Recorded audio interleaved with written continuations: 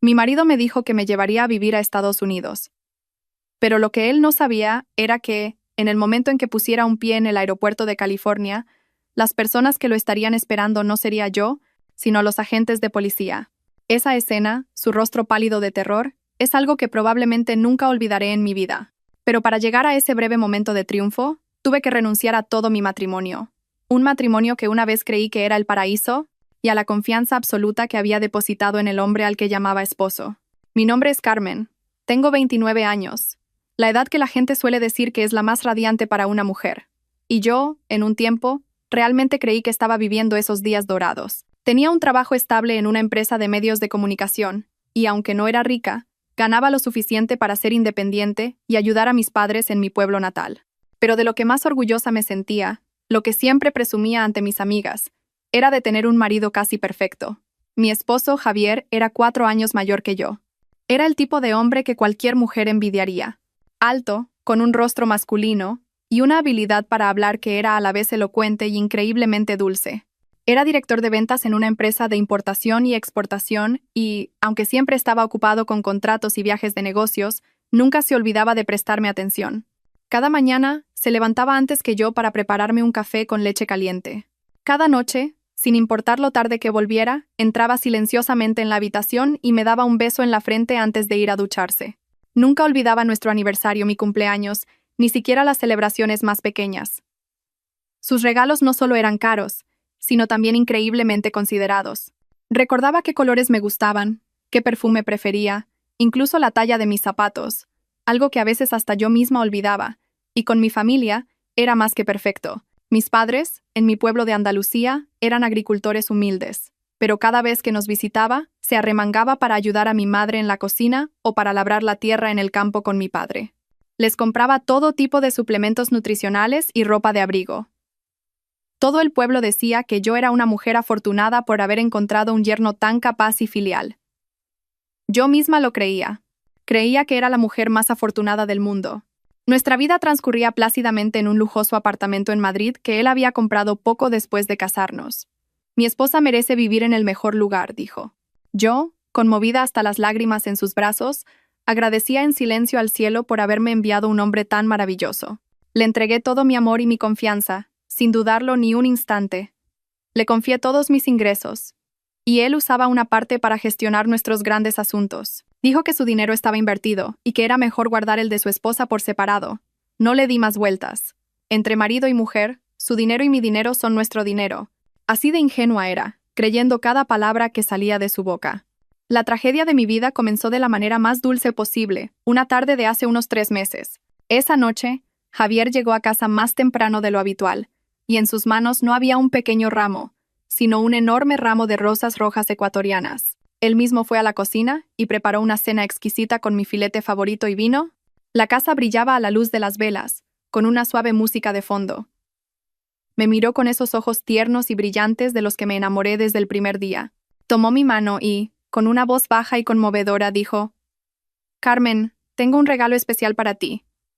Mi corazón se aceleró. Esperaba una pulsera o unos pendientes, como de costumbre, pero no. Sacó del bolsillo de su chaqueta 2 billetes de avión y un fajo de documentos. Los puso sobre la mesa y los deslizó hacia mí. Nos vamos a Estados Unidos. Nos mudamos a California. Mis oídos zumbaban. Miré los 2 billetes y los papeles que decían solicitud de residencia permanente. No podía creer lo que veían mis ojos. ¿Mudarme a América? Era un sueño tan lejano que nunca me había atrevido a tener. ¿Lo dices en serio?», tartamudeé, con la voz temblorosa por la emoción. Javier sonrió, una sonrisa tan cálida como el sol de invierno. «Por supuesto. Llevo un año preparándolo todo en secreto. Un buen amigo mío de allí me ha conseguido una garantía de empleo. Casi todos los trámites están listos. Solo necesitas rellenar algunos datos personales más y pasar una entrevista.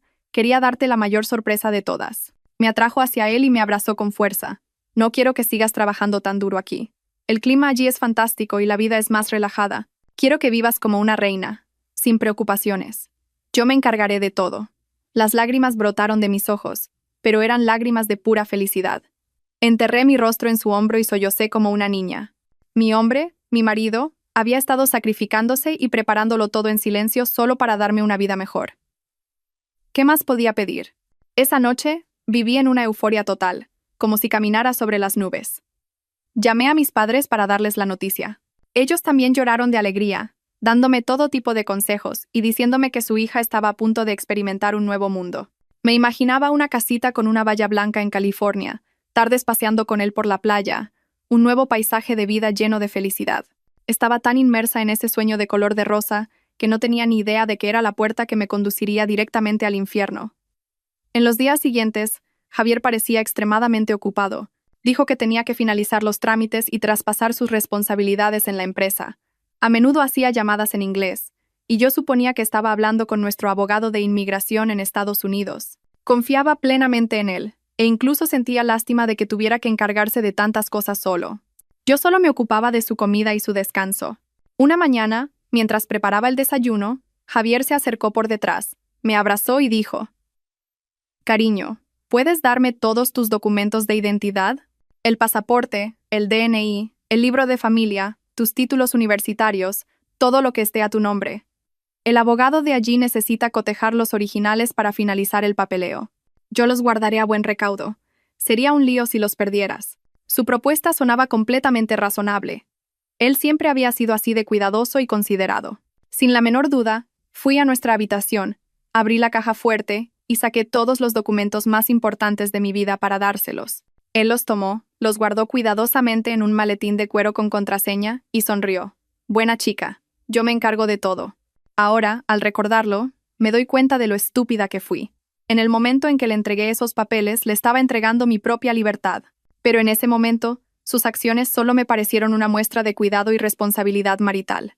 Una pequeña onda, una vaga inquietud, cruzó mi mente. Pero la aparté rápidamente. Me dije a mí misma que estaba siendo paranoica. ¿Cómo podría un hombre que me amaba tanto, que se preocupaba tanto por mí, tener otras intenciones? Me mentí a mí misma, me adormecí en la falsa felicidad que él había construido meticulosamente. No sabía que ese maletín con contraseña no era un lugar seguro para mis documentos, sino el primer ataúd preparado para enterrar toda mi vida en una tierra extraña. Si sientes que hay un secreto oculto en esta historia y quieres descubrir conmigo la terrible verdad que se esconde detrás, no dudes en suscribirte al canal y activar las notificaciones. Cada muestra de apoyo de los espectadores es el motor que nos impulsa a seguir compartiendo historias auténticas y significativas. Ahora, volvamos a mis últimos días en España. Días que fueron dulces, pero que marcaron el comienzo de la tragedia. Desde aquella noche fatídica, mi vida transcurrió en una especie de limbo entre la realidad y el sueño. De día, seguía siendo la esposa cariñosa, preparando la ropa de Javier y cocinando sus platos favoritos. Todavía reíamos, hablábamos y nos tratábamos con ternura antes de dormir. Pero en el fondo de mi corazón ya había aparecido una grieta. Una grieta invisible pero que se hacía más grande cada día. El sueño americano, que una vez abracé con toda la alegría, ahora estaba cubierto por una fría capa de niebla. Intenté convencerme de que las palabras de mi madre y mi propia ansiedad eran solo fruto de mi hipersensibilidad. ¿Cómo podría un hombre que había pasado un año preparando en silencio nuestro futuro tener segundas intenciones? Me prometí a mí misma que debía confiar en él, que debía desechar esos pensamientos inútiles. Pero, queridos espectadores, ¿saben que a veces la intuición de una mujer es aterradoramente precisa? Todo empezó a aclararse una noche de fin de semana. Ese día, Javier dijo que tenía que reunirse con un cliente muy importante de Singapur. Una reunión que, según él, podría definir su posición una vez que nos mudáramos a Estados Unidos. Se vistió con un traje impecable y se puso el caro perfume que yo le había regalado. Me abrazó y prometió volver temprano. Me quedé en casa ordenando, pero mi mente no estaba en paz. No sabía por qué, pero la ansiedad de ese día era más intensa que nunca. Caminaba de un lado a otro por el salón, viendo cómo las manecillas del reloj avanzaban pesadamente. Pasaron las 11 de la noche y él no volvía. Lo llamé y después de varios tonos, contestó. Su voz sonaba un poco cansada, pero seguía siendo cariñosa. «Lo siento, cariño. El cliente es muy exigente. Quiere discutir más detalles del contrato. Probablemente volveré muy tarde. Vete a dormir, no me esperes». A través del teléfono oí música alta y risas de gente. Le pregunté de improviso, «¿Dónde estás que hay tanto ruido?» Javier guardó silencio un momento y luego se rió. «Ah, son solo los directores cantando en el karaoke de la sala de al lado, cariño». «Buenas noches». Colgué, y mi mente estaba aún más confundida. Algo no iba bien. Su voz seguía siendo dulce, pero sentí una extraña distancia. Y ese ruido no sonaba a karaoke, sino más bien al de un bar o una discoteca. Intenté ignorarlo y me metí en la cama, pero no pude dormir. Cerca de la 1 de la madrugada, oí la puerta abrirse. Javier había vuelto. Entró en la habitación y un fuerte olor a alcohol y a un perfume de mujer desconocido me golpeó. No era el perfume que yo usaba.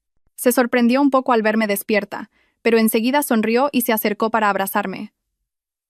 ¿Por qué no dormías? ¿Me echabas de menos? No respondí. Simplemente olí en silencio la extraña fragancia que lo envolvía. Pensando que estaba enfadada por su tardanza, intentó apaciguarme. Venga, lo siento. Mañana te compensaré con un día entero de compras. Entró en el baño. Me quedé sentada en la cama y una sensación de frío me invadió. ¿De quién era ese perfume? ¿Por qué me había mentido? Mientras el agua corría en el baño, mi mirada se posó sin querer en la chaqueta de su traje, colgada en una silla. Algo abultaba en uno de los bolsillos. Impulsada por una curiosidad irrefrenable, me acerqué sigilosamente y metí la mano en el bolsillo. Mi corazón latía como un tambor. Dentro no había una cartera ni un llavero, sino un teléfono móvil. Un smartphone negro, de último modelo, completamente desconocido para mí. Me quedé helada. Javier solo usaba un teléfono plateado, el que yo le había regalado por nuestro aniversario. ¿De dónde había salido este? Mis dedos temblaban mientras pulsaba el botón de encendido. La pantalla se iluminó. No tenía código de bloqueo, y lo que apareció en ella destrozó mi mundo en un instante. El fondo de pantalla no era nuestra foto de boda, era una foto de Javier. Sonreía radiante, abrazando por la cintura a otra mujer. Una mujer que no conocía, pero que era muy guapa, con un aire sofisticado y afilado. Rápidamente, revisé los mensajes, el WhatsApp, la lista de contactos. Había innumerables mensajes cariñosos con esa mujer y con varias otras, historiales de llamadas de horas.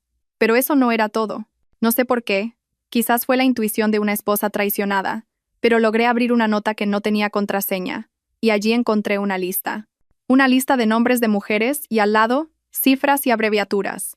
Beatriz, 300.000 euros. Fin. Laura, empresa cosméticos. Fin. Y entonces, mi corazón se detuvo. Vi mi propio nombre. Carmen. Inmuebles. Banco. Vuelo día 15. Debajo de mi nombre había una serie de números. Reconocí al instante que era mi número de pasaporte. Vuelo día 15, banco. ¿Qué significaban esas palabras y esos números? ¿Por qué mi nombre estaba junto a cifras tan espantosas y palabras tan ominosas? El sonido del agua en el baño cesó de repente. Sobresaltada, apagué rápidamente la pantalla y volví a meter el teléfono en el bolsillo de la chaqueta. Corrí a la cama y me tapé con la manta, temblando de pies a cabeza.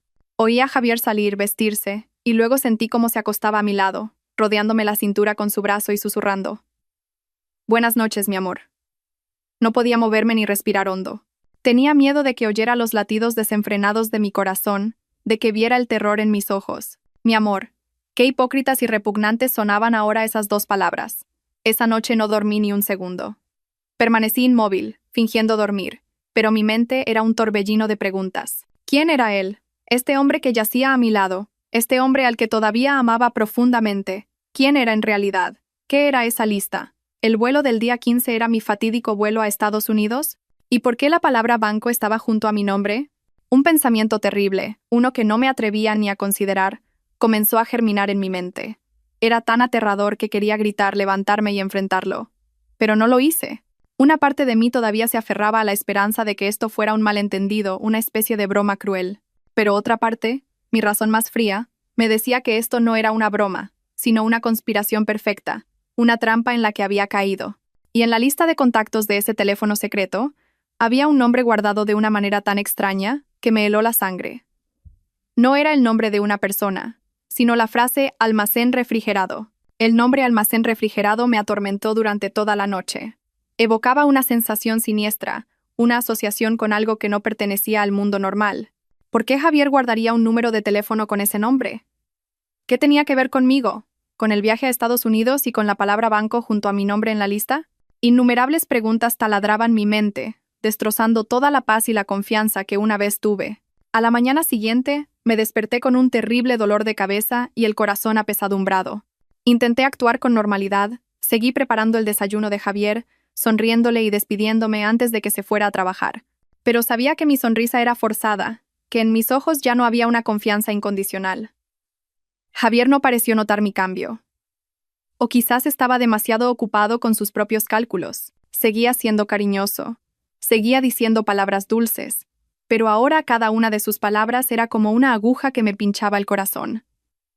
Después de que Javier se fue, me quedé sola en el espacioso apartamento. El silencio era espeluznante. No tenía ganas de trabajar. Encendí el portátil y miré nuestras fotos de boda. Mi sonrisa feliz en las fotos parecía tan ingenua y patética. Había confiado en este hombre, le había dado todo, y a cambio recibía esta terrible traición. Decidí que no podía sentarme a esperar mi destino. Tenía que descubrir la verdad. No podía dejar que me llevaran engañada a un lugar extraño, sin saber lo que me esperaba. Tenía que empezar por ese teléfono secreto. Tenía que encontrar la manera de volver a verlo. ¿Pero cómo? Javier siempre lo llevaba encima, excepto cuando se duchaba. Pero después de esa noche sería aún más cauteloso. Necesitaba un plan. Pensé en contratar a un detective privado, pero no tenía mucho dinero en efectivo. La mayor parte de mis ahorros se los había dado a Javier para que gestionara un gran plan de inversión. Ahora que lo pensaba, ese dinero probablemente se estaba utilizando para sus malvados planes. Me sentí impotente. Era como un pájaro en una jaula, sabiendo que el peligro se acercaba pero sin poder escapar.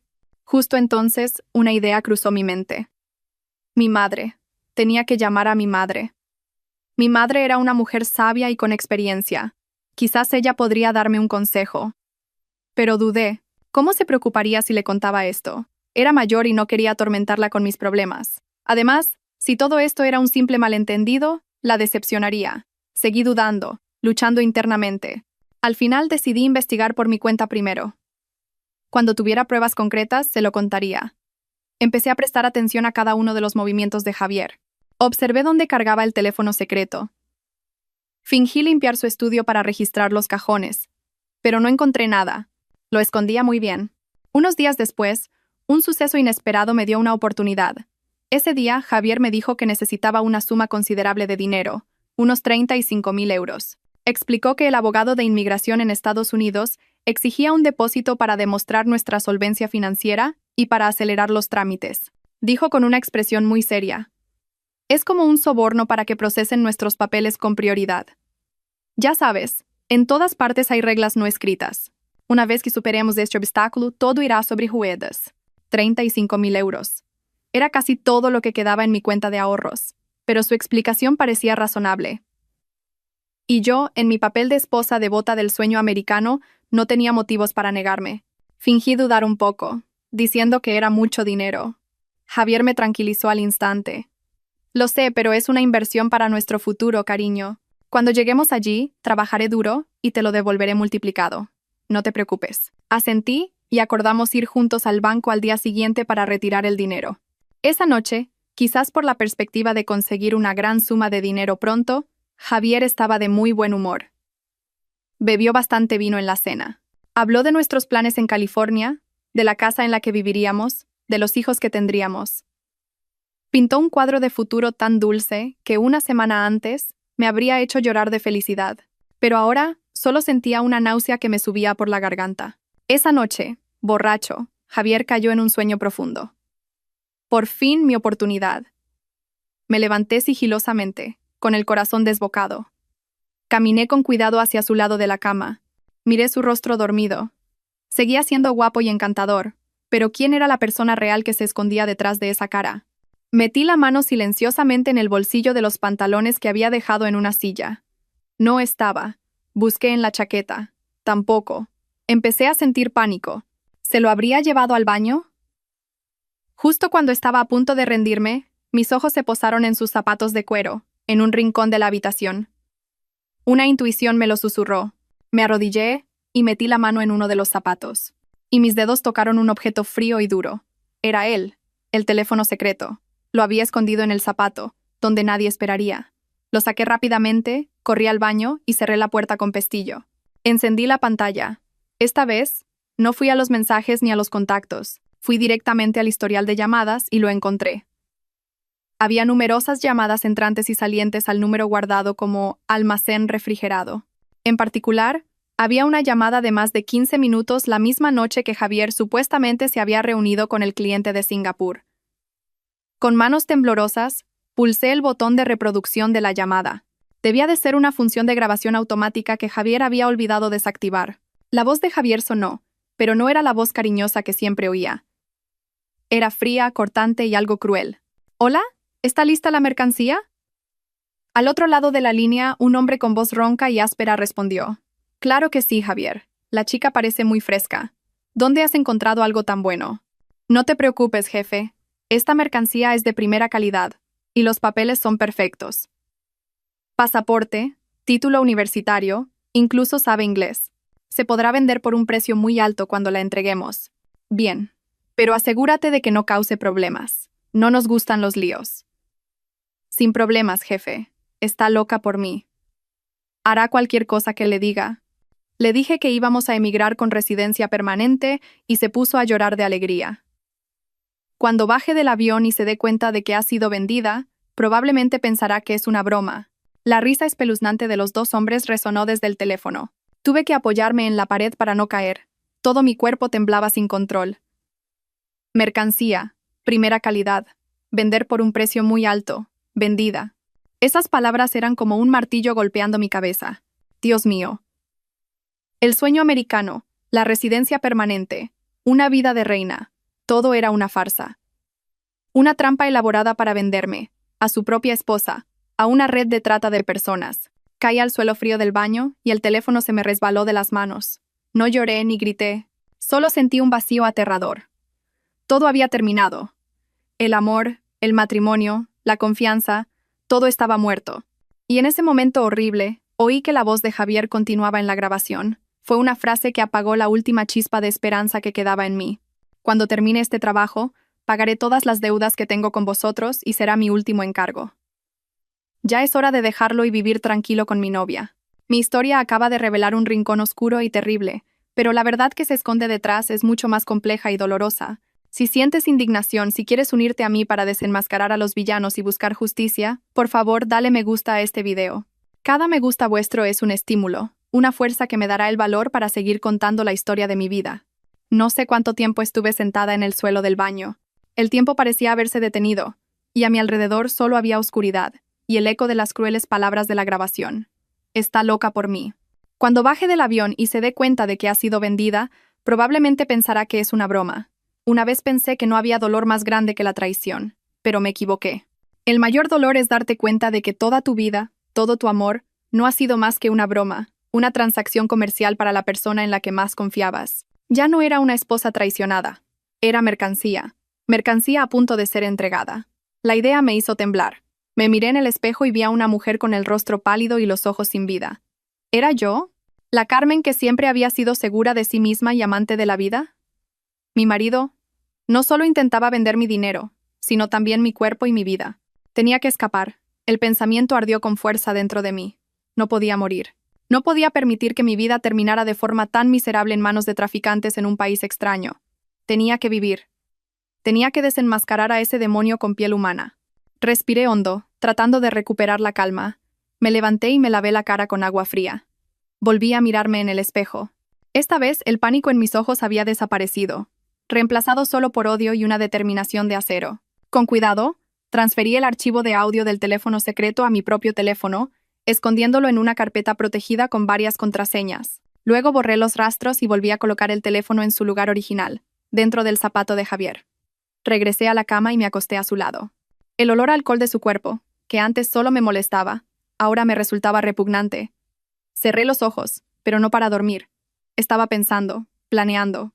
A la mañana siguiente, me levanté como siempre, preparé el desayuno como siempre y le sonreí a Javier como si nada hubiera pasado. Ahora mi actuación era mejor que la suya. Porque yo no solo estaba actuando, estaba luchando por mi vida. «Cariño, ¿vamos hoy al banco?», preguntó Javier con entusiasmo. «Sí, estoy lista», respondí con voz dulce. Fuimos juntos al banco. Durante todo el camino, no dejó de hablar del futuro, de las cosas buenas que nos esperaban en Estados Unidos. Cada una de sus palabras era como un cuchillo en mi corazón. Pero yo seguía sonriendo, seguía asintiendo.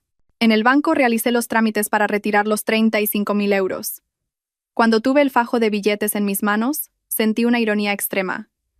Le estaba dando mi dinero al hombre que planeaba venderme, pero no tenía otra opción. Necesitaba ganar tiempo. Necesitaba que él siguiera creyendo que yo era su cordero ingenuo. Le entregué el dinero a Javier. Lo tomó y sus ojos brillaron de alegría. Gracias, mi amor, no te decepcionaré. Los días siguientes, viví en un estado de tensión extrema. De día, era la esposa feliz que esperaba ansiosamente el día de partir hacia América. De noche, era una persona insomne que buscaba una salida. Empecé a buscar información en secreto en Internet, sobre las redes de trata de personas, sobre sus métodos, sobre cómo pedir ayuda en el extranjero. Cuanto más leía, más miedo sentía. Sus víctimas solían ser mujeres ingenuas, engañadas con promesas de matrimonio o trabajos bien remunerados. Eran llevadas a países extraños. Les quitaban sus documentos y las obligaban a hacer trabajos inhumanos. Sus vidas eran un infierno. Sabía que ese era el futuro que Javier había planeado para mí. Tenía que actuar antes de que fuera demasiado tarde. Pero, ¿en quién podía confiar? No me atrevía a decírselo a mi madre. No soportaría el shock. ¿Mis amigos? ¿Quién podría ayudarme con algo así? Me sentía completamente sola. Decidí que tenía que encontrar una manera por mí misma. Necesitaba un plan perfecto, sin un solo error. Pensé en denunciarlo a la policía, pero temía que el archivo de audio no fuera prueba suficiente. Si la policía intervenía pero no lo atrapaban infraganti, Javier se volvería aún más cauteloso y mis posibilidades de escapar se reducirían. Además, podría intentar hacerme daño antes de ser atrapado. No podía arriesgarme. Necesitaba otro plan. Un plan que me permitiera alejarme de él de forma segura antes de la fecha del vuelo. ¿Pero cómo? Javier apenas se separaba de mí. Dijo que quería pasar todo el tiempo que le quedaba en España conmigo, pero yo sabía que me estaba vigilando. Tenía miedo de que le pasara algo a su mercancía. Revisaba mi teléfono, controlaba mis llamadas. Me sentía prisionera en mi propia casa. El tiempo pasaba y la fecha del vuelo, el día 15, se acercaba. La desesperación empezó a apoderarse de mí. Estuve a punto de rendirme y aceptar mi destino.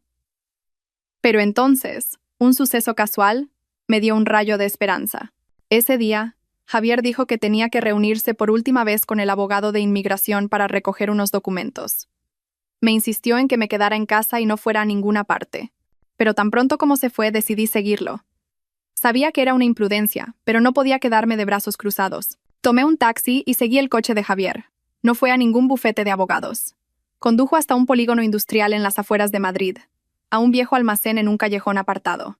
El lugar parecía desolado y aterrador. Le pedí al taxista que se detuviera a la entrada del callejón. Pagué y entré sola a pie. Me escondí detrás de una pila de cajas viejas, con el corazón a punto de salírseme del pecho. Vi el coche de Javier aparcado frente a una puerta de hierro oxidada. Salió del coche y entró. La puerta del almacén estaba ligeramente entreabierta, y pude oír voces de gente hablando. Me acerqué con cuidado, intentando mirar por la rendija. Dentro, además de Javier, había otros 2 hombres. Uno era el hombre de la voz ronca de la grabación. El otro tenía un aspecto más amenazador, con los brazos cubiertos de tatuajes. Estaban de pie alrededor de una mesa, y sobre la mesa había un grueso fajo de dólares y mi pasaporte. El hombre de la voz ronca dijo: «Este es el anticipo. Una mercancía tan buena no puede tener un precio bajo». Golpeó la pila de pasaportes. Javier sonrió con arrogancia. «No se preocupen, jefes. Yo mismo entregaré la mercancía ese día. Esta chica es muy dócil. No habrá ningún problema». El hombre tatuado miró a Javier con ojos penetrantes. «Más te vale. Ya sabes lo que te pasará si hay algún problema con este trabajo. Tus deudas de juego no son poca cosa. Deudas de juego». Así que esa era la verdadera razón. No solo era un estafador, sino también un ludópata ahogado en deudas. Estaba vendiendo a su propia esposa para pagarlas. Esta verdad era más cruel que cualquier cosa que hubiera podido imaginar. Perdí el equilibrio y di un paso atrás, pateando sin querer una lata vacía.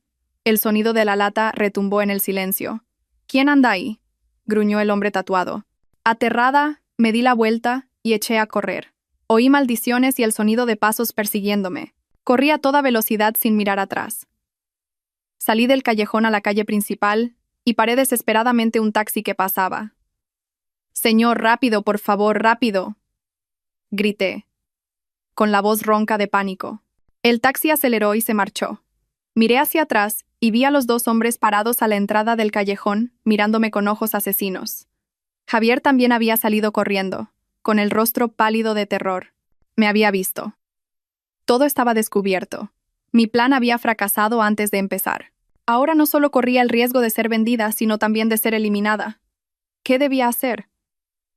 Parecía que mi camino hacia la supervivencia estaba completamente bloqueado. El taxi corría por la oscuridad de la noche. El viento me golpeaba la cara, pero no sentía nada más que un pánico extremo. Todo estaba expuesto. Javier sabía que yo conocía su plan. No me dejaría en paz. Él y su banda me buscarían. No podía volver a casa. Ese lujoso apartamento era ahora una trampa mortal. Tampoco podía ir a casa de mis padres. Temía ponerlos en peligro. ¿A dónde podía ir? Mi mente estaba completamente en blanco. El taxi se detuvo en un concurrido cruce. «Señora, ¿a dónde vamos?», preguntó el conductor. Miré a mi alrededor aturdida. Las luces de neón de la ciudad parpadeaban. La gente iba y venía sin cesar, pero yo me sentía completamente perdida y sola. No tenía a dónde ir. En mi momento más desesperado, una imagen cruzó mi mente. Un pequeño y tranquilo monasterio escondido en las afueras de Madrid. Era un lugar al que mi madre y yo íbamos a veces a buscar paz. El prior, a quien todos llamaban Padre Mateo, era un anciano de rostro bondadoso y ojos siempre llenos de comprensión. No sé por qué, pero en ese momento solo podía pensar en él. «Señor, ¿podría llevarme cerca del monasterio de El Paular?», dije con voz aún temblorosa. El monasterio apareció ante mí, sereno y solemne en medio de la ruidosa ciudad. Entré, y el suave olor a incienso calmó un poco mi espíritu. El padre Mateo estaba rezando en la capilla. Al verme no pareció sorprendido y me hizo un gesto para que me sentara en silencio. Me arrodillé ante el altar, junté las manos, pero no pude rezar. Las lágrimas simplemente brotaron. Lágrimas de miedo, ira y desesperación que había reprimido durante días. El prior esperó a que dejara de llorar, luego se acercó lentamente y me puso una mano en el hombro. «Hija, cuéntame qué te ocurre. Aquí nadie te juzgará». Su voz cálida y compasiva fue como un bálsamo para mi alma rota. Levanté la cabeza, lo miré y se lo conté todo. El sueño americano, el teléfono secreto, la horrible grabación y lo que acababa de presenciar en el almacén. Hablé entre sollozos y con la voz entrecortada. El prior escuchó en silencio, y en sus ojos no había sorpresa, sino una profunda compasión. Cuando terminé, suspiró largamente. Era el suspiro de alguien que ha visto demasiadas tragedias en la vida, lleno de una profunda comprensión. Dios mío, la maldad del corazón humano es verdaderamente insondable.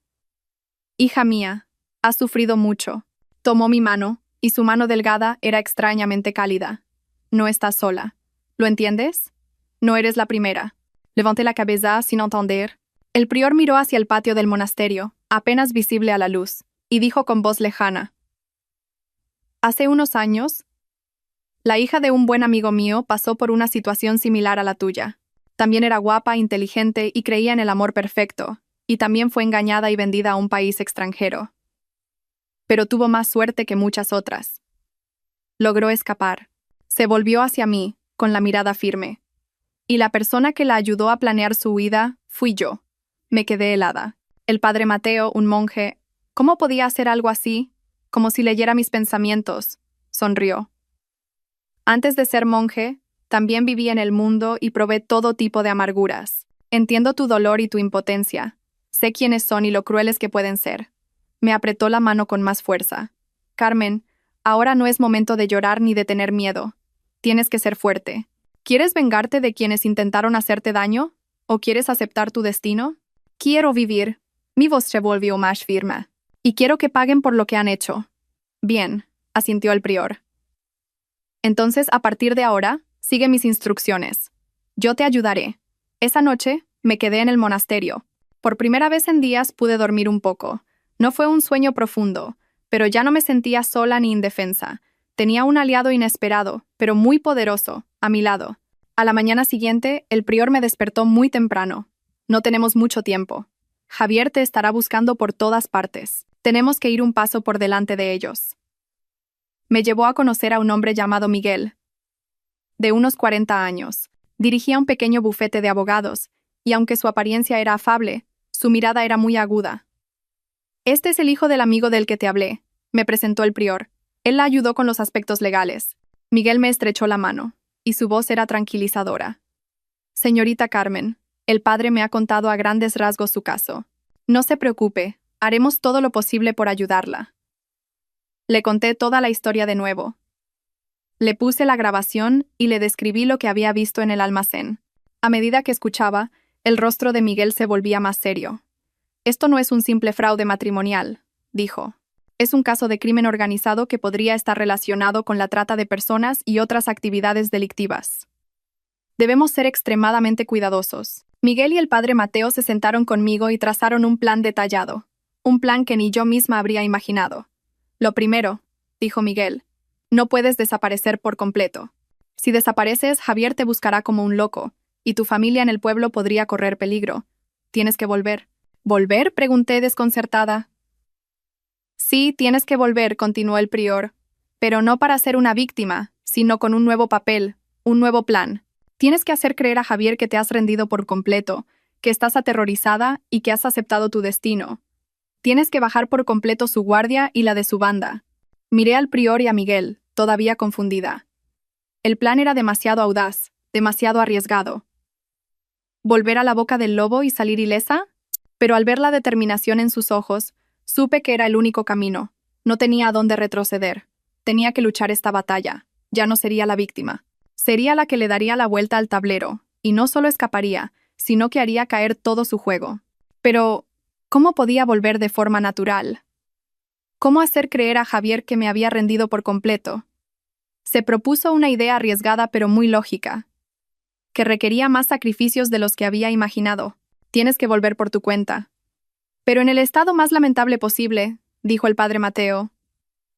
Su voz era tranquila, pero cada palabra se clavaba en mi corazón como un puñal.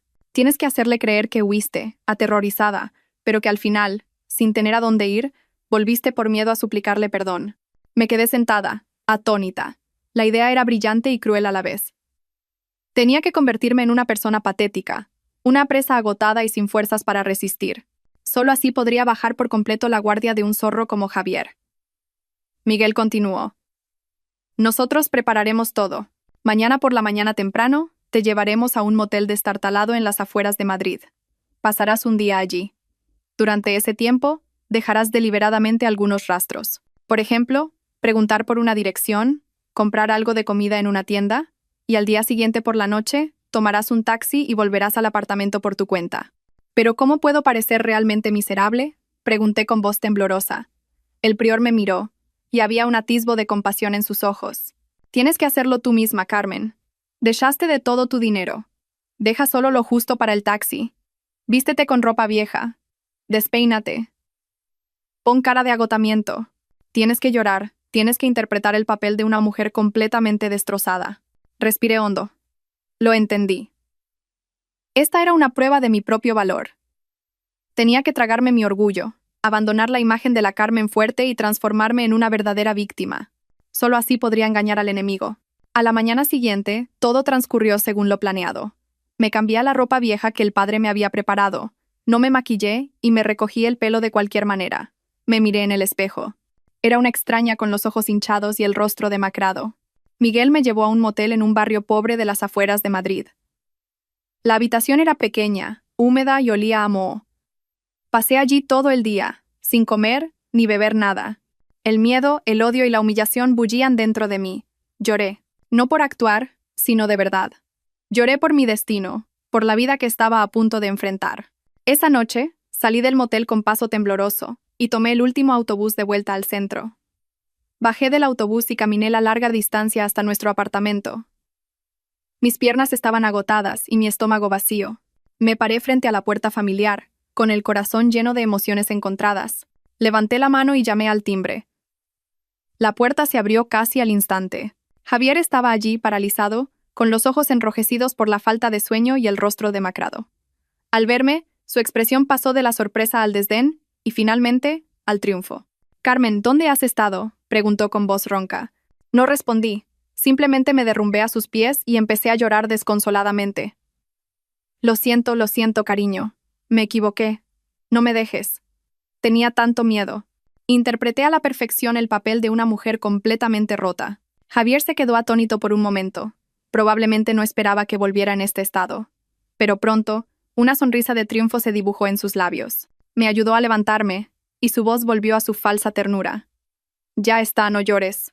Me alegro de que hayas vuelto. Has sido una tonta. ¿Por qué huiste? ¿Sabes lo preocupado que he estado? Me ayudó a entrar en casa y cerró la puerta. Me preparó un vaso de leche caliente y me limpió la cara con una toalla tibia. Interpretó a la perfección el papel del marido magnánimo que perdona a su esposa descarriada. «Come algo. Tienes un aspecto terrible», dijo, acariciándome el pelo, pero pude ver claramente la satisfacción en sus ojos. La presa había vuelto a la trampa por sí misma. Ya no sospechaba. Creía que me había rendido por completo, que había vuelto suplicando su protección por puro miedo. Esa noche, me abrazó y me contó lo preocupado que había estado, lo mucho que se había esforzado por encontrarme. Dijo: «Sé que has oído cosas malas, pero es un malentendido. Esa gente solo está celosa de nuestra felicidad y difunde rumores. Tienes que confiar en mí». Enterré la cara en su pecho y respondí débilmente: «Sí, pero en mi corazón había un desprecio absoluto». Su actuación era perfecta, pero la mía era aún mejor. Había superado con éxito el primer paso. Había vuelto sana y salva a la boca del lobo. Ahora, permanecería junto al enemigo, observando cada uno de sus movimientos, reuniendo más pruebas y esperando el momento de lanzar el contraataque decisivo. Los días siguientes, viví como una sombra en mi propia casa. Volví al papel de esposa sumisa, incluso más sumisa que antes. No preguntaba nada sobre el trabajo de Javier, no cuestionaba sus salidas tempranas y sus llegadas tardías. Simplemente cocinaba, limpiaba y esperaba en silencio. Javier confiaba plenamente en mí y había bajado la guardia por completo. Volvió a sus llamadas secretas y a sus reuniones clandestinas. Pero no sabía que cada uno de sus movimientos estaba bajo mi vigilancia. Había colocado en secreto un micrograbador que me había dado Miguel en el maletín de Javier. Cada noche, cuando él caía en un sueño profundo, lo sacaba y copiaba todas las conversaciones del día. Escuché sus planes, los detalles sobre la red de trata de personas, sobre otros negocios sucios. Cada vez tenía más pruebas. La fecha del vuelo, el día 15, estaba muy cerca. Mi corazón estaba lleno de ansiedad y miedo. Sabía que la batalla final estaba a punto de comenzar. Solo tenía una oportunidad. Si fallaba, no habría vuelta atrás. Pero creía que podía hacerlo, porque ahora no luchaba sola. Detrás de mí había un plan, el apoyo de gente buena y, sobre todo, un deseo ardiente de vivir y de ver a los malvados pagar por sus crímenes. No solo iba a escapar, iba a desenmascararlos a todos. Esta es una historia no solo de lágrimas e ira, sino un viaje para recuperar la vida y la justicia. Si crees que la protagonista de esta historia merece un final feliz, por favor comparte este video con tus amigos y familiares. Cada vez que lo compartas será una advertencia, ayudando a muchas otras mujeres a ser conscientes de los peligros potenciales y a saber cómo protegerse. Los últimos días en España transcurrieron en una sofocante falsa paz. Javier fue extrañamente bueno conmigo. Me compró vestidos nuevos y joyas caras. Dijo que era una compensación por el miedo que me había hecho pasar. «Cuando lleguemos a Estados Unidos serás la mujer más feliz del mundo», solía decir, acariciándome el pelo. Yo solo sonreía vacíamente. ¿Felicidad? Mi felicidad era conseguir cada día una nueva grabación, una prueba más decisiva que pudiera desenmascararlo. Vivía como una actriz con dos caras. De día, era la Carmen feliz y agradecida a su marido, a punto de experimentar un nuevo mundo. De noche, era la espía que copiaba cuidadosamente todos los archivos de audio y los enviaba a un correo electrónico secreto que solo Miguel y yo conocíamos. Esa vida de contrastes a veces sentía que me volvería loca. Algunas noches, acostada junto a Javier, escuchando su respiración regular, el odio y la repugnancia hervían dentro de mí. Quería gritarle a la cara, hacerle saber que lo sabía todo. Pero tenía que contenerme. Tenía que ser paciente. Un solo movimiento en falso podría arruinarlo todo. El padre Mateo y Miguel se mantenían en contacto regular conmigo a través de un teléfono secreto que me habían dado. Me informaban del progreso del plan. Todo estaba listo. Una nueva identidad con otro nombre. Un billete de avión a un lugar seguro. Una red de personas listas para ayudarme después de mi huida. Solo tienes que mantener la calma y seguir el plan, me recordaba el padre. El momento decisivo será en el aeropuerto. Solo tendrás unos minutos, quizás segundos. Tienes que ser muy decidida. Lo ensayé en mi cabeza cientos de veces. Nuestro plan de escape no era una simple huida. Era una obra de teatro elaborada, una operación de distracción que se desarrollaría justo delante de las narices del enemigo. A medida que se acercaba el día de la partida, Javier se volvió más posesivo. Apenas me dejaba salir de casa sola. Dijo que temía que volviera a tener ideas raras y escapara, pero yo sabía que estaba vigilando su mercancía. Tenía miedo de que me escapara de sus manos en el último momento. La presión me aplastaba. Adelgacé notablemente. Las noches de insomnio me dejaron profundas ojeras, pero tenía que fingir estar alegre y emocionada.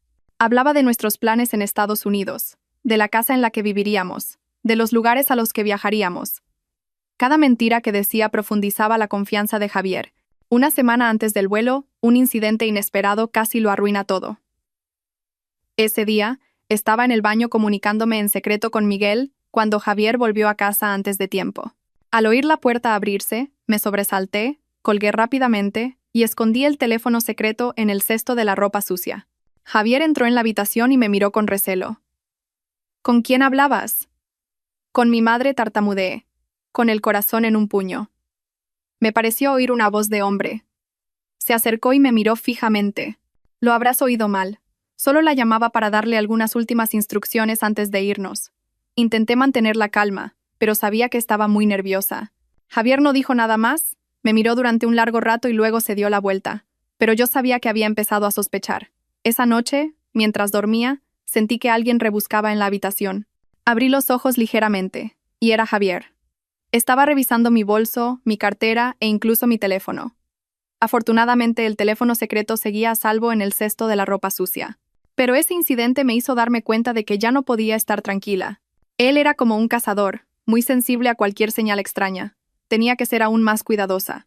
2 días antes del vuelo, Javier organizó una pequeña fiesta de despedida en casa. Invitó a algunos de sus amigos más cercanos. Sabía que en realidad era una fiesta para celebrar su inminente y exitoso negocio. Tuve que beber mucho, tuve que sonreír radiante y dar las gracias repetidamente. Cada copa de vino que bebía era amarga, pero tenía que beberla. Tenía que interpretar mi papel a la perfección. Durante la fiesta, uno de los amigos de Javier, probablemente borracho, me dio una palmada en el hombro y dijo: «¡Qué suerte tienes, Carmen! Ahora vas a América a experimentar un nuevo mundo. Sabes que Javier te quiere mucho. Ha sacrificado mucho por ti». Solo sonreí, pero mi corazón estaba lleno de ironía. ¿Sacrificio? ¿Qué había sacrificado él? ¿O se refería a que había sacrificado su conciencia? Finalmente, llegó el día fatídico. La mañana del día 15 me desperté muy temprano, con el corazón encogido. Hoy era mi último día en España, y también el día en que se decidiría mi destino. Javier también se levantó temprano y me ayudó a revisar mi equipaje por última vez. Comprobó con especial cuidado mi pasaporte y mis documentos. «Tienes que guardar esto con mucho cuidado. Si lo pierdes, no podremos irnos», dijo. Asentí, pensando para mis adentros que era él quien debía preocuparse por esos documentos. Nos dirigimos al aeropuerto. Durante todo el camino, Javier no soltó mi mano, la apretaba con fuerza. Me decía palabras de amor, me daba todo tipo de consejos. «Cuando lleguemos allí, tienes que hacerme caso. Todo será nuevo para ti, y sin mí a tu lado, no podrás arreglártelas». Yo solo miraba en silencio por la ventana. Madrid seguía bulliciosa y ajetreada, pero a mis ojos, todo parecía moverse a cámara lenta. Podría ser la última vez que viera estas calles. En el aeropuerto, todo transcurrió según el plan trazado por Miguel y el padre Mateo. Hicimos el check-in, facturamos el equipaje. Javier estuvo pegado a mí en todo momento, sin darme ningún espacio personal. Al pasar por el control de seguridad, dejé caer mi bolso a propósito, y varios cosméticos rodaron por el suelo. En el momento en que Javier y yo nos agachamos a recogerlos, una mujer con un abrigo idéntico al mío, con mascarilla y gafas de sol, pasó rápidamente a nuestro lado. Era una de las personas del padre. Entramos en la sala de embarque. El vuelo a California salía por la puerta 12. Miré el reloj y mi corazón latía cada vez más rápido. Solo quedaban 30 minutos. Según el plan, tenía que alejarme de Javier y dirigirme a la puerta 8, donde salía un vuelo nacional a Sevilla. Un billete de avión a mi nuevo nombre. ¿Pero cómo? Javier estaba a mi lado como mi sombra. Ni siquiera me dejaba ir sola al baño. «¿A dónde vas? Voy contigo. El aeropuerto está lleno de gente. Me preocupa que te pierdas», decía, con una sonrisa todavía cariñosa, pero con una mirada controladora. Empecé a sentir pánico. El plan corría el riesgo de fracasar. El tiempo pasaba, y solo quedaban 15 minutos para embarcar. ¿Qué debía hacer? Parecía que mi camino hacia la supervivencia se había vuelto a bloquear, justo a las puertas de la libertad. El tiempo en la sala de embarque pareció una eternidad. Cada tic-tac del segundero era un martillo golpeando mi pecho. En la puerta 12, la puerta al infierno, ya habían empezado a anunciar la preparación para el embarque. Los pasajeros comenzaron a hacer cola, Y Javier se volvió hacia mí con una sonrisa de satisfacción que no podía ocultar. Ya casi es la hora, cariño. En unas pocas horas, comenzaremos una nueva vida.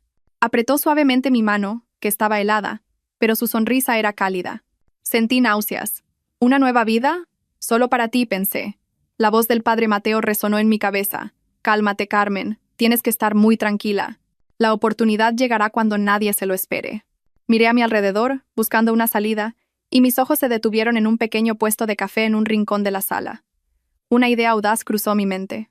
Cariño, me volví hacia Javier, con un tono ligeramente suplicante. Tengo mucha sed. ¿Podrías comprarme un café con leche? Quiero tomar un último café español antes de irnos. Javier dudó un poco. Pero ya casi embarcamos, cariño. Venga, por favor, será solo un momento. Me apetece mucho. Quizás porque estaba de muy buen humor o porque pensaba que en esta sala de embarque era imposible que escapara, finalmente asintió. Está bien, quédate sentada aquí. Vuelvo enseguida. Señaló un asiento justo al lado de la puerta 12 y me lo advirtió con firmeza. Se fue, por fin. Era mi oportunidad. Solo tenía unos minutos. Mi corazón parecía que iba a salirse del pecho. Miré hacia el puesto de café y vi a Javier haciendo cola. Respiré hondo, me levanté y fingí ir hacia el baño. Pero en lugar de girar hacia el baño, seguí recto y me mezclé con la multitud que se movía por la sala. Caminé muy rápido, con la cabeza gacha, intentando no llamar la atención. Puerta 8. Me repetía a mí misma. Estaba al final del pasillo. Casi corría, y las lágrimas de tensión empezaron a brotar. No me atreví a mirar atrás. Tenía miedo de que Javier me estuviera persiguiendo. ¿Es usted la señora Laura García? Una voz grave y masculina sonó a mi lado. Me sobresalté y me giré. Un hombre con uniforme de personal del aeropuerto estaba de pie junto a mí. Era un contacto de Miguel. Sígame, dijo brevemente, y me guió por un pasillo de personal. Caminamos por un pasillo desierto. Mis pasos resonaban en el suelo de baldosas. Me sentía como si estuviera en una película de acción. Finalmente, se detuvo frente a una puerta. La puerta 8 estaba justo delante. Señorita, aquí tiene su billete y sus documentos. Me entregó un billete de avión y un nuevo DNI a nombre de Laura García. Mucha suerte, dijo, y se dio la vuelta y se fue. Me paré frente a la puerta 8. El vuelo a Sevilla estaba en el último llamado a embarque. Miré hacia la puerta 12. A lo lejos pude ver la figura de Javier, con un café en la mano, buscándome aturdido. Un sentimiento de triunfo y amargura se mezcló dentro de mí. Adiós, Javier. Adiós, matrimonio falso. Adiós, infierno al que intentaste llevarme. Me di la vuelta, entregué mi billete y mis documentos al personal de la aerolínea y subí al avión. Cuando encontré mi asiento junto a la ventana, por fin pude respirar aliviada. Lo había conseguido. Había escapado. El avión rodó lentamente por la pista y luego despegó. Miré Madrid desde arriba. La ciudad en la que había vivido, amado y sufrido se hacía cada vez más pequeña. Las lágrimas volvieron a brotar de mis ojos, pero esta vez eran lágrimas de libertad. No sabía qué me depararía el futuro. No sabía a qué dificultades me enfrentaría, pero sabía que me había salvado a mí misma. Había recuperado mi derecho a vivir. Nunca más dejaría que nadie pisoteara mi vida. El vuelo a Sevilla duró poco más de 1 hora, pero para mí fue el vuelo más largo y a la vez más corto de mi vida. Largo, porque cada momento era una espera hacia un nuevo comienzo. Corto, porque por fin estaba viviendo para mí misma. Cuando el avión aterrizó, bajé en el aeropuerto de Sevilla y respiré hondo el aire fresco del mar. Una mujer de la edad del padre Mateo me estaba esperando. Sonreía amablemente. Hola, soy Isabel, amiga del padre. Isabel me llevó a una pequeña casa en un callejón tranquilo. La casa no era grande, pero estaba muy limpia y acogedora. Esta será tu casa por un tiempo, dijo. Descansa aquí. Nosotros nos encargaremos de todo lo demás. Esa noche, llamé a mi madre. Al oír mi voz, no pudo contener los sollozos. Hija, estás a salvo. Gracias a Dios. Yo también lloré. Por primera vez en días, pude llorar con tranquilidad. Le conté todo a mi madre. Ella solo dijo, has hecho muy bien. Ahora descansa. Mamá se encargará de todo en casa. Colgué, sintiéndome mucho más ligera. Ya no estaba sola. Tenía a mi madre, al padre Mateo, a Miguel, a Isabel y a toda una red de gente buena dispuesta a ayudarme. Mientras tanto, al otro lado del mundo, podía imaginar a Javier aterrizando en el aeropuerto de California. Me buscaría en vano. Me llamaría, pero no podría contactarme. Y luego recibiría las llamadas de la gente con la que había hecho el trato. Se enfrentaría a su ira, a su enorme deuda de juego, y a la realidad de que lo había perdido todo. Su obra había terminado, pero la mía acababa de empezar. No solo iba a huir, iba a volver, no como una víctima, sino como alguien que exige justicia. Iba a desenmascararlos a todos, no solo por mí, sino también por las otras mujeres que habían sido sus víctimas. El camino por delante aún era largo y difícil, pero estaba preparada. Los primeros días en Sevilla viví en un estado de alivio y ansiedad. Alivio por estar lejos de la mirada vigilante de Javier, pero ansiedad por saber que esto era solo el comienzo. Él y su banda no se rendirían fácilmente. Isabel me cuidó con mucho esmero. Me cocinaba comidas deliciosas y me contaba historias de esta hermosa ciudad. No me preguntaba mucho sobre mi pasado, solo me daba una palmada en el hombro de vez en cuando y decía: «Considera este tu hogar. Todo saldrá bien». La calidez y la paz de este lugar me ayudaron a recuperar gradualmente mi equilibrio mental. Empecé a dedicar tiempo a pensar en el siguiente paso. Huir no era una solución a largo plazo. No podía vivir toda mi vida con un nombre falso, temiendo ser descubierta.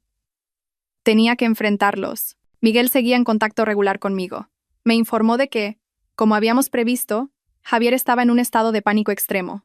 No podía contactarme, y los traficantes lo llamaban constantemente, amenazándolo con que entregara la mercancía o les devolviera el anticipo con una compensación enorme. Está atrapado en Estados Unidos sin dinero ni documentos, ya que entró con un pasaporte falso, y es perseguido por ambos lados. «Está probando el mismo infierno que él te había preparado a ti», dijo Miguel. No sentí ninguna alegría al escuchar eso, solo amargura. Un hombre que se había llevado a sí mismo a la ruina por su codicia y crueldad, pero sabía que no era suficiente con dejarlo vivir con miedo. Toda una organización criminal seguía en pie. Seguían engañando a otras mujeres. No podía mirar hacia otro lado.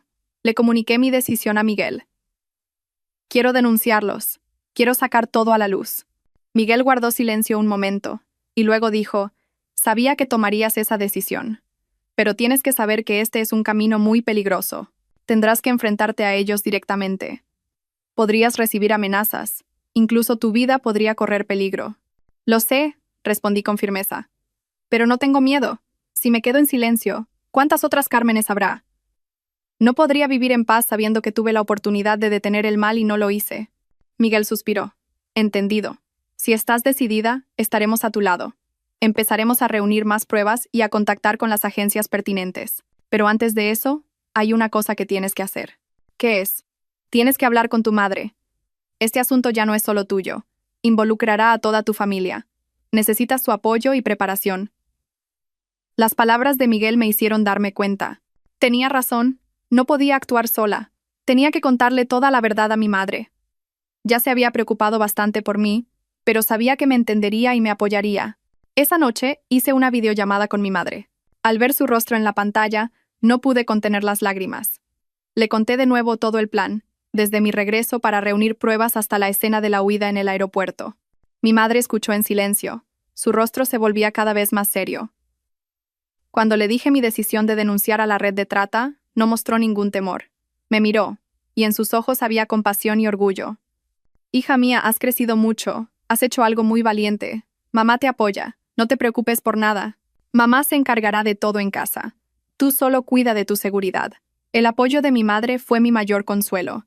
Sabía que por muy difícil que fuera el camino, no estaba sola. Con la ayuda de Miguel, empezamos a trazar un plan detallado.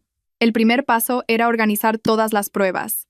Tenía los archivos de audio, los mensajes, las fotos. Miguel usaría sus contactos para investigar más a fondo sobre esta organización, sobre sus cabecillas y sobre otras víctimas. Mientras tanto, no podía quedarme de brazos cruzados.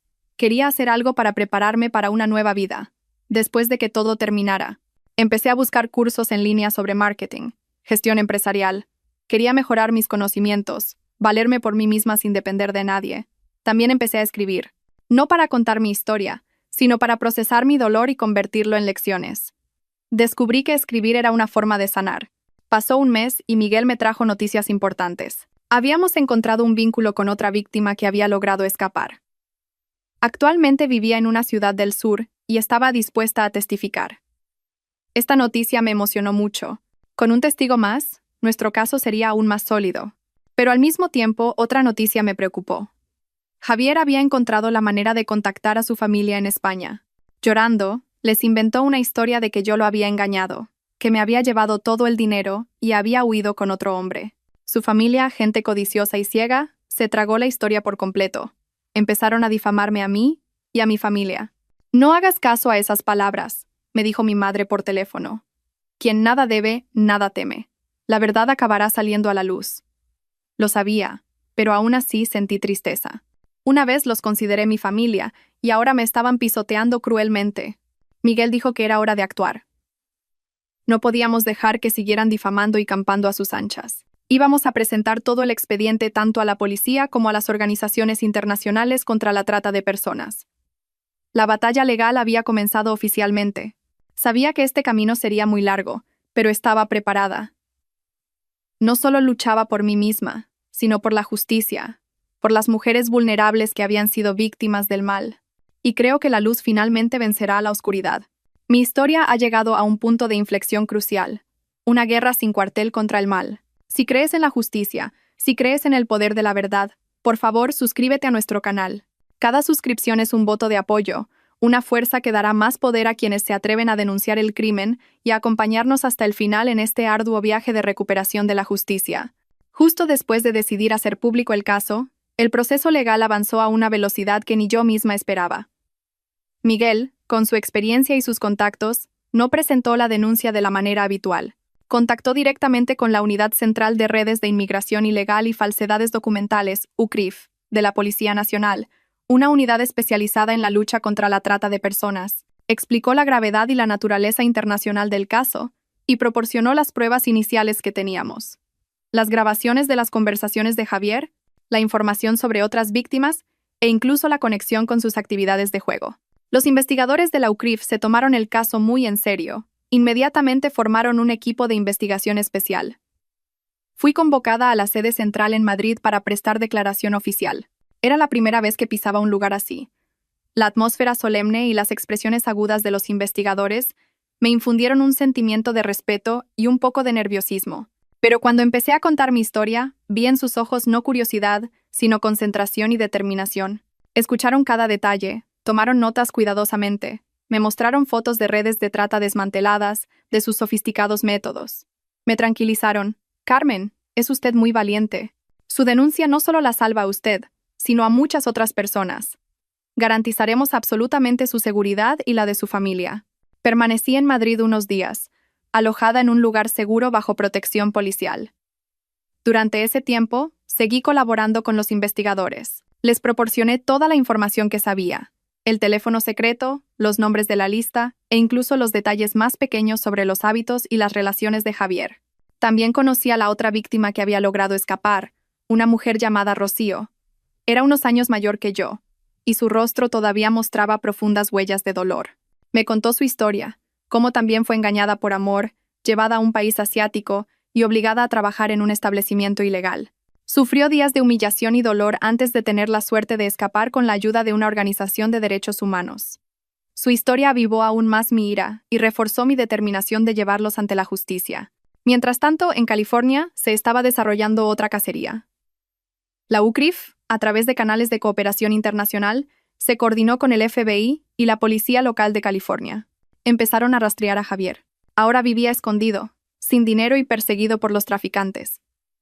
Tenía que hacer trabajos manuales para sobrevivir. Ya no era el elegante director de ventas, sino un vagabundo sucio y desesperado. Pero no dejó de contactar con España. No para pedir ayuda, sino para continuar con su farsa. Llamó a sus amigos, llorando y contando que yo le había sido infiel y había huido con toda su fortuna. Intentaba construirse una imagen de víctima compasiva para conseguir ayuda y quizás prepararse un camino de regreso. Pero cada uno de sus movimientos estaba bajo el control de la policía. En España, el equipo de investigación especial hizo un avance crucial. Basándose en la información que proporcioné, la policía localizó rápidamente la ubicación del almacén refrigerado. No era un almacén real, sino una lujosa casa camuflada en las afueras. Un lugar donde reunían a las víctimas antes de enviarlas al extranjero. Se llevó a cabo una redada sorpresa. La policía detuvo al hombre de la voz ronca y a varios de sus secuaces, y rescató a 3 jóvenes que estaban retenidas allí. También eran víctimas, engañadas con promesas de trabajos bien remunerados. La noticia del desmantelamiento de una parte de la red se mantuvo en secreto para no alertar a los cabecillas, pero los que estaban detrás empezaron a oler el peligro. Empezaron a buscar formas de destruir pruebas y huir. Fue entonces cuando mi plan con el padre Mateo dio sus frutos. El teléfono secreto de Javier, del que yo había copiado todos los datos, no solo contenía las grabaciones de sus crímenes, sino también los números de teléfono y los detalles de las transacciones con los cabecillas. Era la valiosa prueba que la policía necesitaba. Ahora, la lucha no era solo legal, sino también una tensa guerra psicológica. Sabía que los cabecillas de esta organización no eran gente corriente. Podían tener dinero, poder e incluso contactos influyentes. Para desmantelar todo un sistema criminal como ese, los policías y yo tendríamos que enfrentarnos a más dificultades y peligros. Pero no me echaría atrás. La luz de la justicia empezaba a verse al final del túnel, y estaba dispuesta a recorrer este camino hasta el final, por muy espinoso que fuera. Y no sabía que en los próximos días se revelaría una verdad aún más terrible sobre mi propio marido. Una verdad que me haría mirar atrás a mis 5 años de matrimonio con una perspectiva completamente diferente. Mientras la investigación especial en España hacía importantes avances, en California, el cerco sobre Javier se iba cerrando. La policía estadounidense, tras seguirle la pista, decidió actuar. No lo detuvieron de inmediato. Querían usarlo como cebo para atrapar a los miembros de la red de trata que operaban en Estados Unidos. Crearon una oportunidad, una trampa, para hacer creer a Javier que había encontrado una salida. Un agente encubierto de origen hispano se acercó a Javier, haciéndose pasar por un intermediario que le prometía ayudarle a escapar de vuelta a España. Por supuesto, el precio era exorbitante. Javier, desesperado, no sospechó nada. Aceptó de inmediato. Contactó frenéticamente a su familia en España, exigiéndoles que consiguieran el dinero a toda costa. Sus padres, creyendo ciegamente su historia de que yo le había hecho daño, se movieron por todas partes para salvar a su hijo. Vendieron sus últimas propiedades, pidieron prestado a familiares y amigos, y reunieron el dinero que Javier les pedía. No tenía ni idea de que estaban financiando la trampa que se había preparado para su hijo. Podía imaginar la escena. Javier, eufórico tras recibir el dinero, yendo a reunirse con el intermediario para preparar su huida. Y justo cuando soñaba con volver a España, vengarse de mí y empezar una nueva vida, la policía irrumpió. Fue detenido infraganti, junto con el falso intermediario y una gran cantidad de dinero en efectivo. La noticia de la detención de Javier en Estados Unidos fue portada en los medios de comunicación de ambos países. Esta vez no eran rumores ni artículos parciales. Las principales agencias de noticias informaron de ello, con pruebas claras de la policía. La foto de Javier esposado, con el rostro demacrado y aturdido, se difundió por todas partes. Los padres de Javier en España se derrumbaron al ver la noticia. No podían creer que el hijo que tanto amaban y en el que tanto confiaban fuera un demonio. La farsa que había construido se había derrumbado por completo, arrastrando consigo el honor y la fe de toda una familia. Mientras tanto, en España, la investigación continuaba. Con las declaraciones de los detenidos y los datos obtenidos, la policía identificó al verdadero cabecilla de la organización en el país. No era un matón de aspecto rudo, sino un exitoso hombre de negocios con una máscara perfecta. Controlaba en la sombra el juego, la usura, y utilizaba a deudores como Javier como herramientas para llevar a cabo sus operaciones de trata de personas. Se puso en marcha un plan de cerco y detención a gran escala. Se llevaron a cabo redadas simultáneas en numerosos lugares: oficinas de empresas, residencias privadas, locales de juego camuflados. El cabecilla y decenas de otros sospechosos fueron detenidos. Una organización criminal sofisticada y cruel fue oficialmente desmantelada. El día que recibí la noticia, no pude contener las lágrimas. Lloré, pero no de alegría por su caída. Lloré porque por fin se había hecho justicia. Lloré por mí, por Rocío, por las 3 jóvenes rescatadas y por todas las víctimas cuyos nombres ni siquiera conocía. Nuestro sufrimiento finalmente había sido compensado. Tras el desmantelamiento de la organización, decidí volver a Madrid. Ya no había nada que temer. Quería empezar de nuevo mi vida, justo en el lugar donde había caído. El día de mi regreso, mi madre y mis amigos me recibieron en el aeropuerto. Al verlos, sentí una calidez infinita. Había vuelto a casa, pero la historia aún no había terminado. Quedaba una última verdad, directamente relacionada conmigo y con Javier. Cuando se reveló, me hizo mirar atrás a mis 5 años de matrimonio con un terror absoluto. En el proceso de declaración para obtener clemencia, Javier lo confesó todo, no solo sus crímenes, sino también un secreto que había guardado durante 5 años. Un investigador me llamó.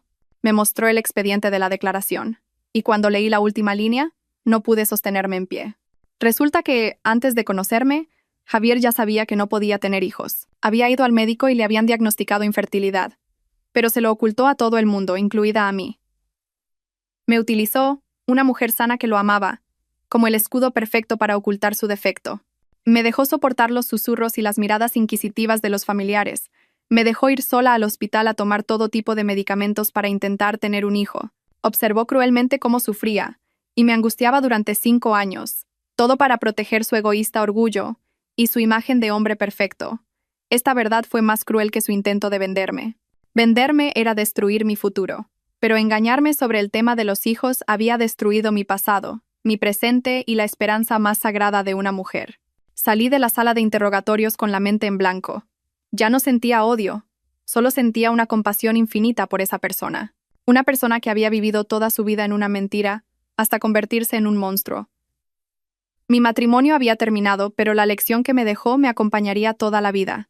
Una lección sobre el corazón humano, la confianza y la fuerza para levantarse de las cenizas. El veredicto final para Javier y su banda fue dictado por numerosos cargos, incluyendo trata de personas y facilitación de la salida ilegal del país. Con pruebas irrefutables, Javier recibió una sentencia acorde con sus crímenes, pagando el precio por el mal que había causado.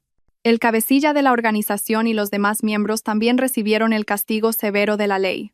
Se hizo justicia, y los medios de comunicación dejaron de mencionar nuestros nombres.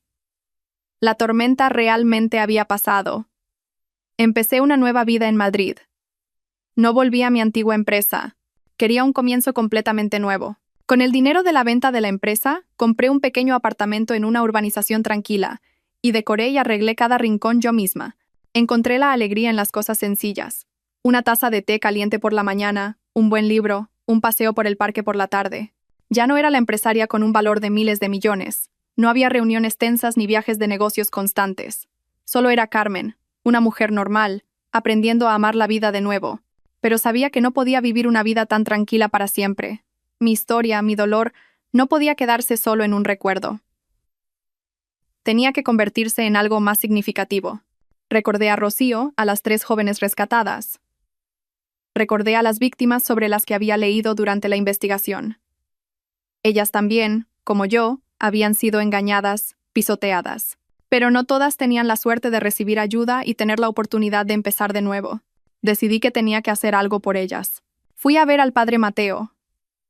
Padre, quiero crear una fundación, una organización, para ayudar a las mujeres víctimas de la trata y la violencia doméstica.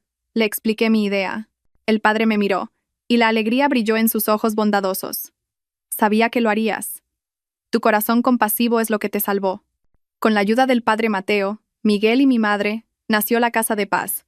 No era solo un nombre, era un verdadero hogar. Alquilamos y reformamos una casa grande, creando un espacio seguro y acogedor. Se convertiría en un refugio para las mujeres que no tenían a dónde ir. Recibirían alojamiento, asistencia médica, asesoramiento psicológico y, lo más importante, formación profesional para poder valerse por sí mismas. Dediqué toda mi pasión a este nuevo trabajo.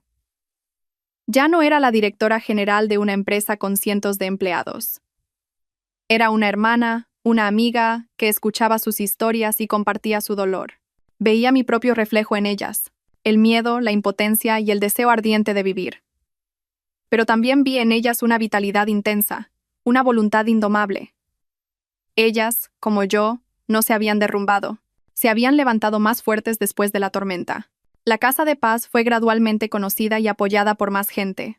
Muchos filántropos y empresas vinieron a contribuir. Mi historia se convirtió en una inspiración, difundiendo un mensaje poderoso. No te quedes en silencio ante el mal. Levántate. Y juntos podemos hacer un cambio. Una tarde, recibí una carta sin remitente. Dentro había una tarjeta escrita a mano. Gracias por demostrar que siempre hay luz, incluso en la oscuridad. Supe que era de Rocío. Había encontrado un nuevo trabajo.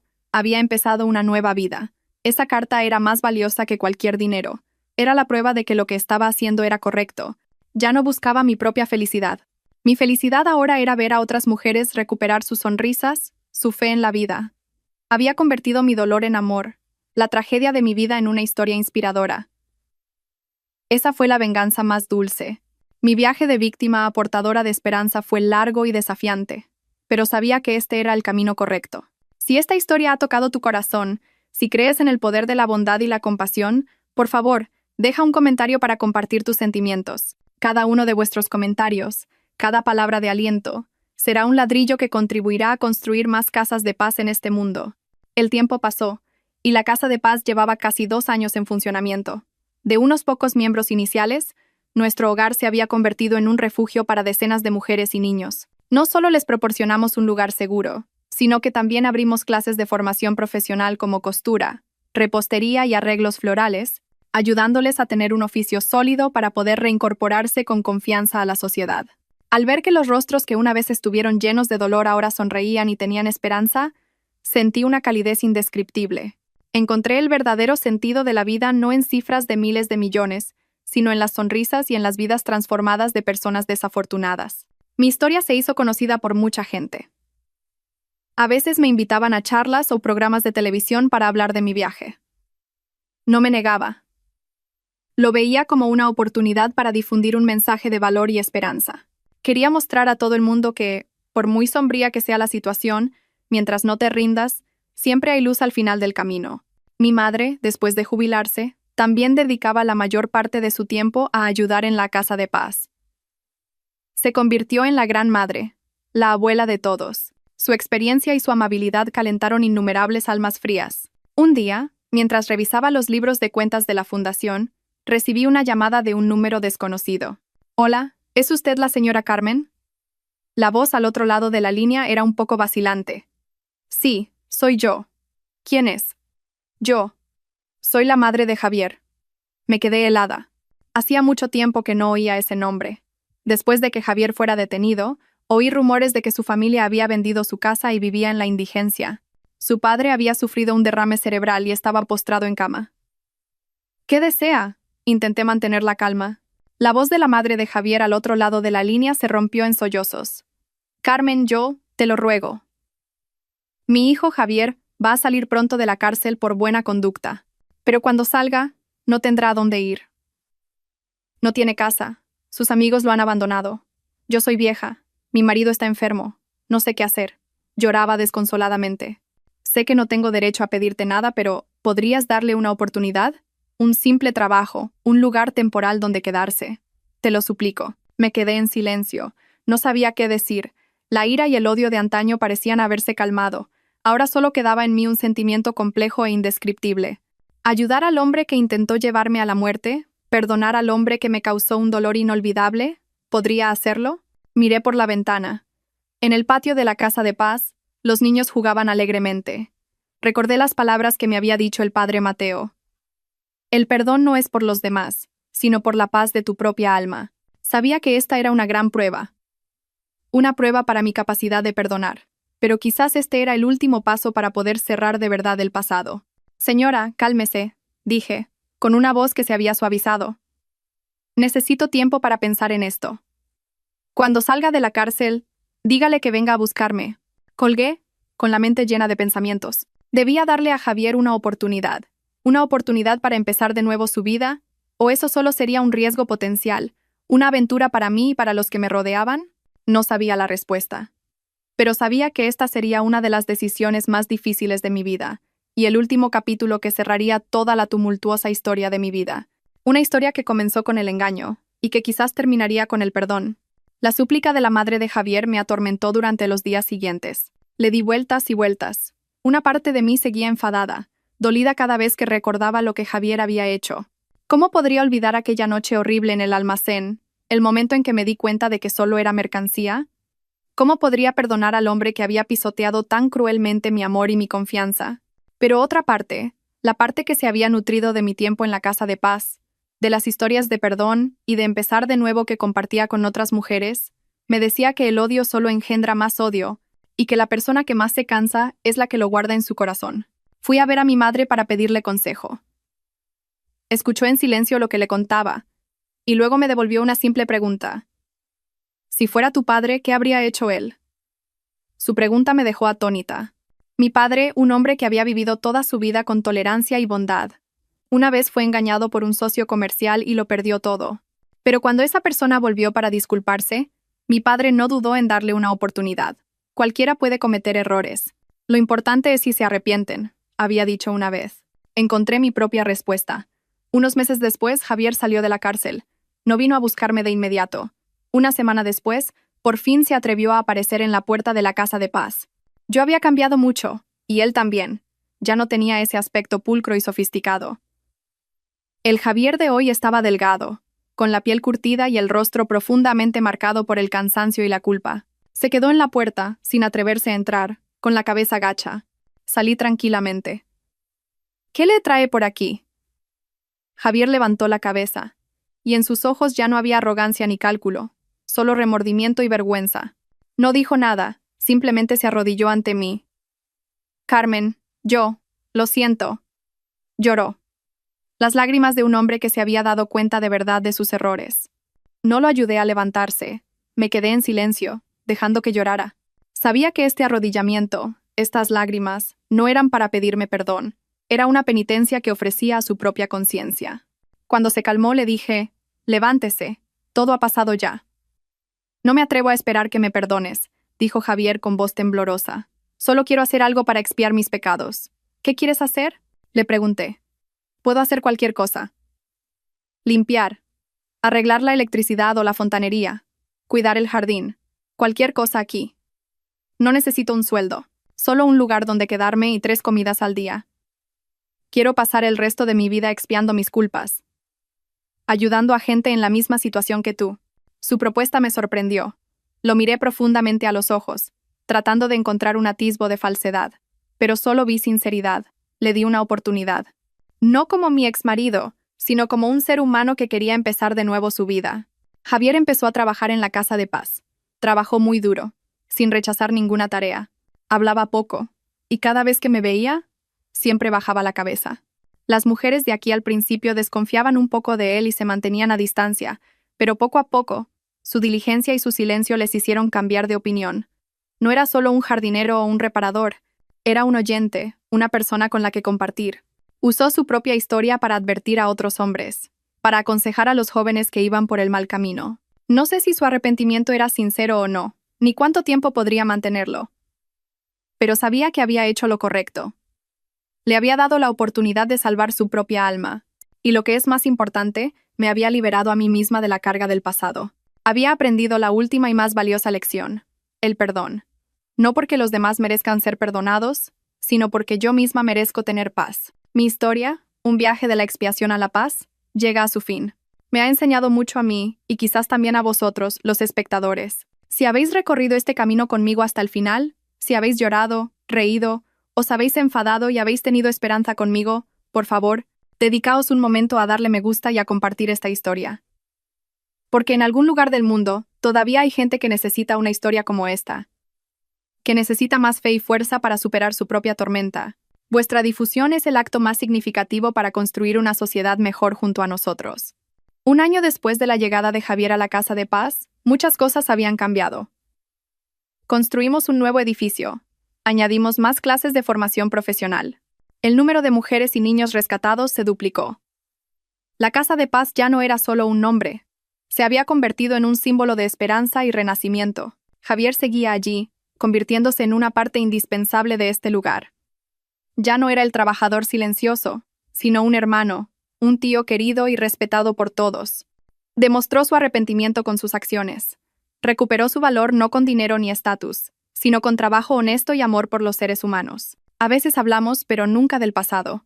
Hablamos del futuro de la Casa de Paz, de nuevos planes e ideas. Entre nosotros ya no hay amor ni rencor. Solo el respeto de personas que han pasado juntas por una tormenta y han encontrado sus propios caminos. Yo también encontré mi propia felicidad, no en un nuevo amor, sino en la paz del alma. Estoy contenta con mi vida actual, sencilla pero llena de sentido. Ver rostros sonrientes cada día, presenciar cambios de vida, esa es mi mayor alegría. Una tarde, mi madre y yo estábamos sentadas en el porche de la casa, viendo el atardecer. Mi madre me tomó la mano y sonrió. «Hija mía, has encontrado tu camino». «Sí, mamá», respondí, apoyando la cabeza en su hombro. Y me he dado cuenta de que la felicidad no es un destino, sino un viaje. Un viaje para aprender a amar, a perdonar y a vivir una vida con sentido. Mi historia termina aquí. Una historia que comenzó con engaño y lágrimas, pero que terminó con amor y esperanza. Es la prueba de que, por muy sombría que sea la situación a la que nos lleve la vida, mientras no perdamos la fe en la humanidad y en la justicia, siempre podremos encontrar la luz. Gracias a todos los espectadores por acompañarme en este largo viaje. Espero que esta historia sea un pequeño regalo que os traiga más fe en la vida. Recordad, después de cada lluvia sale el sol. Y después de cada tormenta, nuestras almas se fortalecen. Queridos espectadores, así concluye el emotivo viaje junto a Carmen. Hemos recorrido juntos todas las etapas, desde la dulce felicidad, pasando por el pánico extremo y el terror sofocante, hasta finalmente, un poderoso renacimiento. Esta historia no es solo un simple caso de fraude matrimonial, es un espejo que refleja los rincones más profundos del corazón humano, y sobre todo, es un himno a la asombrosa vitalidad de la mujer. Quizás la primera y más amarga lección que nos deja esta historia es sobre la confianza. El amor y el matrimonio deben construirse siempre sobre la base de la confianza. Pero esa confianza no es sinónimo de ingenuidad ciega. Carmen creyó y amó con un corazón puro, y eso casi le cuesta la vida. Esto nos recuerda a todos, especialmente a las mujeres, que siempre debemos mantener un cierto grado de lucidez. Amar no significa entregar todo el control de tu vida a otra persona. Escucha tu intuición. No ignores las señales anómalas, por pequeñas que sean. Protegerte a ti misma no es desconfianza, es valorar tu propio valor y tu esfuerzo. Sin embargo, la lección más profunda que hemos aprendido no es cómo no caer, sino cómo levantarse con dignidad después de haber caído al abismo. El viaje de Carmen es una prueba elocuente de que la fuerza interior del ser humano es infinita. De ser una esposa amante y confiada, se transformó en una valiente guerrera que se enfrentó a toda una organización criminal. El dolor no la doblegó, sino que la forjó en una Carmen más fuerte, más sabia y más decidida.